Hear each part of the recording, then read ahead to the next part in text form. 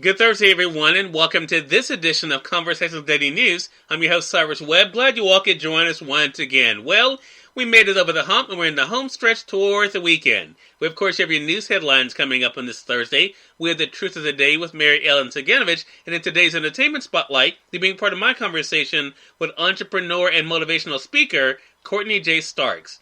Enjoy today's broadcast. For Conversations Daily News, I'm Cyrus Webb with your Thursday headlines. In national news, police seek motive in Georgia attack on mainly Asian women.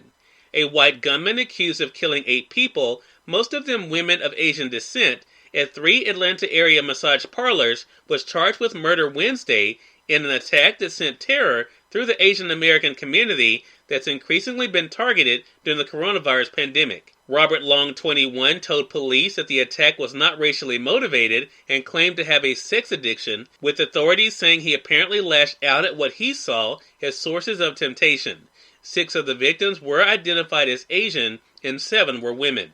The shootings appear to be at the intersection of gender-based violence, misogyny, and xenophobia, said one state representative. Atlanta Mayor Keisha Lance Bottoms said that regardless of the shooter's motivation, it is unacceptable, it is hateful, and it has to stop. Authorities said they didn't know if Long ever went to the massage parlors where the shootings occurred, but that he was planning to go to Florida in a plot to attack some type of porn industry.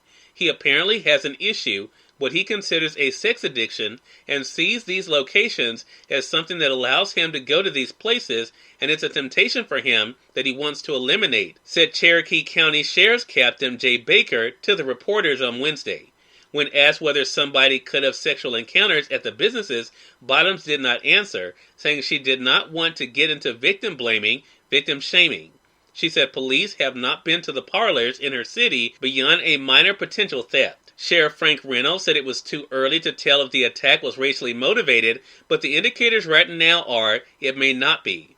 Neither he nor Baker clarified their statements, and Baker did not return a text message seeking more details. The attack was the 6th mass shooting this year in the United States, and the deadliest since the August 2019 Dayton, Ohio shooting that left 9 people dead, according to the database compiled by the Associated Press. And more national news, 2 jurors dropped from Chauvin trial after $27 million settlement.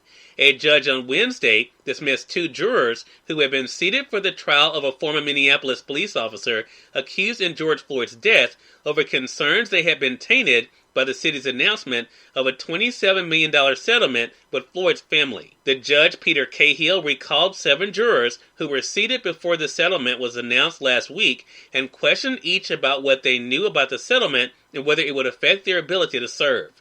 Former officer Derek Chauvin's attorney, Eric Nelson, had requested the recall. In business news, will work from home outlast virus? Ford's move suggests yes. It's a question occupying the minds of millions of employees who have worked from home the past year. Will they still be allowed to work remotely at least some days once the pandemic has faded? On Wednesday, one of America's corporate titans, Ford Motor Company, supplied its own answer. It told about 30,000 of its employees worldwide who have worked from home that they continue to do so indefinitely with flexible hours approved by their managers. Their schedules will become a work-office hybrid. They'll commute to work mainly for group meetings and projects best suited for face-to-face interaction. Ford's announcement sent one of the clearest signals to date that the pandemic has hastened a cultural shift in Americans' work lives by erasing any stigma around remote work and encouraging the adoption of technology that enables it. In more business news, Fed expects to keep its key rate near zero through 2023. The Federal Reserve foresees the economy accelerating quickly this year, yet still expects to keep its benchmark interest rate pinned near zero through 2023, despite concerns in financial markets about potentially higher inflation. With its brightening outlook, the Fed on Wednesday significantly upgraded its forecast for growth and inflation. It now envisions the economy expanding 6.5% this year, up sharply from its previous projection in December of 4.2%. And finally, in entertainment news, Grammy Award ratings dropped 51% to record low. Grammy producers avoided the Zoom awkwardness of other pandemic-era award shows and gave music star fans performances by the industry's biggest stars, and viewers still stayed away.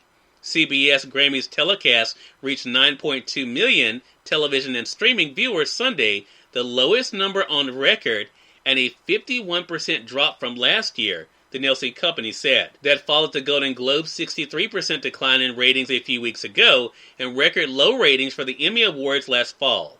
That's enough for television executives to worry about whether this is just pandemic-related or if they can no longer depend on these traditional attention-getting events. The Oscars coming up next month on ABC has often been the year's most watched television event after the Super Bowl, but only time will tell. Cyrus Webb, Conversations Daily News. It's now time for the Truth of the Day with Mary Ellen Ciganovich. Mary Ellen, take it away. Hi, this is Mary Ellen with your Truth of the Day. Be gentle with yourself. During the times in your life when you are filled with change, turmoil, or misperceptions, it is very important to be gentle with yourself. Do not run yourself down, keeping up the momentum of your usual day. You might not even notice the fact that your life is in a whirlwind heading for a crash. It is important for you to become aware, to recognize life as it changes around you. Being gentle with yourself means you accomplish what you can and leave the rest for another day. It means you honor yourself. It means you take care of your needs, the needs of your body, then you can take care of others. Of course, honoring yourself means different things to different people. For you, it might mean taking an hour of stillness to meditate, going for a pedicure or manicure, having a session with a healer, getting a massage, or simply getting some extra sleep. Whatever honoring yourself means to you, be sure you take time to do it. Today, create space for a more positive, loving, and accepting view of your life and yourself as you go about and enjoy the day. Courtney J. Starks is featured in today's Entertainment Spotlight right here on Conversations Daily News. For Conversations Daily News, I'm Cyrus Webb with the Entertainment Spotlight. Entrepreneur and media personality Courtney J. Starks joined me recently on Conversations Live, the radio show, to talk about his inspiring journey. Here's a bit of our conversation. You have a lot of things going on, including your own show, One-on-One with Courtney Starks. We'll talk more about that. But what has it been like for you, Courtney, to be able to do work that you love and then to see the way that people have been able to respond to it? Like I always say to people, when you're doing what you love, it never feels like work, right? I relaunched Courtney's Corner in 2018, and to come back after so many years and after the battles that I faced and to be received with so much love and so much appreciation and so much joy was like an honor for me, to have people who were willing to accept me and my conversations, and opening up that platform was more than I could ask for. Have you always known, Courtney, that you had a story that needed to be told? I wasn't sure in the beginning stages of it all, right? I wasn't too sure. I knew that there was something there was a gift that I was like sleeping on and delaying on, but I wasn't too sure until after my kidney experience and realizing that I made it through that. I made it through that story so that way I could be a testimony for other people, Was it easy for you to share the challenges that you were facing? It wasn't easy in the beginning because I didn't know how people would perceive it, right? And then for me, and I think for everybody, perception can sometimes be reality when you're first going into this, right? What are people going to say? What are people going to think? Should I share this? Would this be too much? Can people handle it? And at first, I was just like, okay, I don't want to do that. I don't want to kind of bombard people with what I've been through, until I realized that there is somebody out here who needs to hear how it is on this side, right? And what you can do to get to this side. Cyrus Webb, Conversations Daily News. We thank you all for tuning in to this edition of Conversations Daily News. We'll have you guys on tomorrow to wrap up this week. Until then, I'm your host, Cyrus Webb, saying as always, enjoy your day, enjoy your life, enjoy your world. Thank you all for choosing Conversations Daily News today. Let's make it a great one.